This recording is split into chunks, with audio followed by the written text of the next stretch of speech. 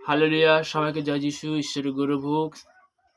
তো তেমনি যে সর্বদাই আজকে পিতা তার চরণতলে সুযোগ করে দেওয়ার অসংখ্য ধন্যবাদ করি, মনে প্রশংসা করি। তো সর্বদা পিতার বাক্যতে আজকে যাব, তারপর প্রার্থনাতে যাব। ইব্রিয় তার 11 অধ্যায় 6 পদে এখানে পিতার বাক্য কি বলছে সেই বাক্য থেকে আমরা শুনব। কিন্তু বিনা বিশ্বাস পীড়িত পাত্র হওয়া কারুর সাধ্য নয়, কারণ যে ব্যক্তি ঈশ্বরের নিকট উপস্থিত হয় তাহারা ইহা বিশ্বাস করা আবশ্যক যে ঈশ্বর আছেন, এবং যাহারা তাহার অন্বেষণ করে তিনি তাহার দিওকে পুরস্কার দেন। তো তেমনি এখানে পিতার বাক্য বলছে, আমি নয়। তো তেমনি বলতে কি অনেকে আছে, পুরনো কি নতুন অনেক বিশ্বাসী আছে, কিন্তু তারা অনেক সময় মুখে অঙ্গীকার এটা করে যে ঈশ্বর কি আছে। আরে ঈশ্বর তো আছে, ঈশ্বরের প্রতি বিশ্বাস রাখো।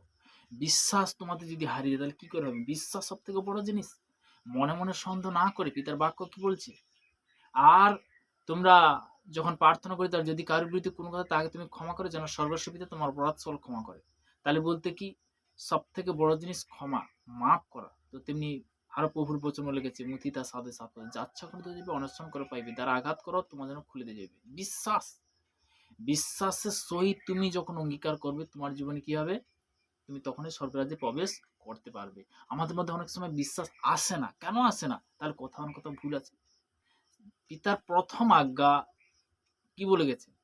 প্রথম আজ্ঞা তোমার ঈশ্বর সদাপ্রভুকে প্রেম করে, দ্বিতীয় আজ্ঞা পাড়া প্রতিবেশী। তো তেমনি বলতে কি এখানে পিতার বাক্য বলছে যে আমি যদি প্রভুর আজ্ঞা যদি পালন করতে পারি, আমি যদি প্রভুর সঠিকভাবে তার সকাল দুপুর রাত্রি ৩ টাইম যে প্রভুর চরণতলে আসতে পারি, তার যদি আজ্ঞাগুলো বলতে কি যে নম্রতার সহিত, ধীরতার সহিত ক্ষমা করা, মাফ করা, যে একটা জিনিস माफ करना है पहले, मतलब माफ करेगा तो उस टाइम में স্বর্গরাজ্যে প্রবেশ करेगा।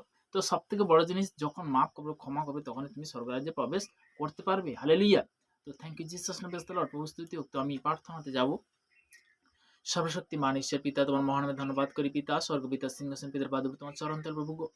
আজকে পিতাকে বিশেষ করে যে তুমি বাক্য দেওয়ার জন্য তোমার মহানামে প্রশংসা করি প্রভু গো। প্রভু যে সকল সন্তানরা রুটিন অনুসারে তারা রোজ যে আশীর্বাদের বাক্য, আশীর্বাদের বার্তা শুনছে পিতা গো, তার তুমি মহামহ আশীর্বাদ করে তাদের কৃপা কর প্রভু গো।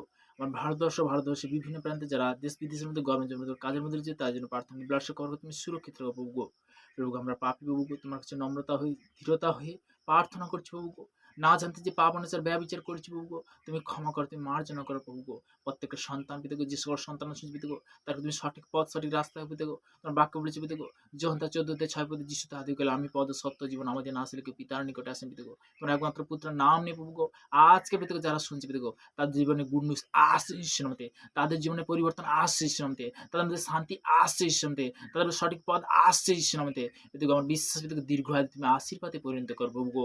এই প্রার্থনা আমাদের রাজাদের রাজা মহান যিশু খ্রিস্টের নাম থেকে চাইলাম, আমেন আমেন। সবাইকে জয় যিশু।